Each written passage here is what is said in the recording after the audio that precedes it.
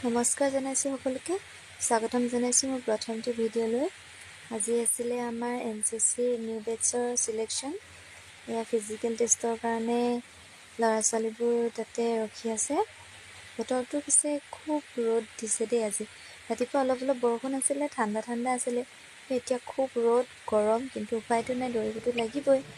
এয়া আছে ল'ৰাখিনি ৰানিং হৈছে। প্ৰথমতে খুব ৰ'দ দিছে, কিন্তু ৰাতিপুৱা বৰষুণ দিয়া কাৰণে ফিল্ডত অলপ পানী আছে, দুই এটা লুটি খাই পৰিছে। স্কুলৰ ল'ৰা এটা গৈ আছিলে, আমাৰ ল'ৰাবোৰক দৌৰা চাওঁতে লুটি খাই পৰিলে ফিল্ডৰ মাজতে। এয়া ছোৱালীখিনি ৰানিঙৰ কাৰণে লাইন আপ হৈ আছে। তাৰপিছত সিহঁতৰ ৰানিং ষ্টাৰ্ট হ'ল। আৰু আপোনালোক কোন আগতে NCC আছিলে, কোনটো বেটছৰ আছিলে, বা এতিয়া কোন NCCত আছে, কোনটো ইউনিটৰ হয়, কমেণ্টত জনাব। এয়া ছোৱালীখিনিৰ টেষ্ট হৈ আছে।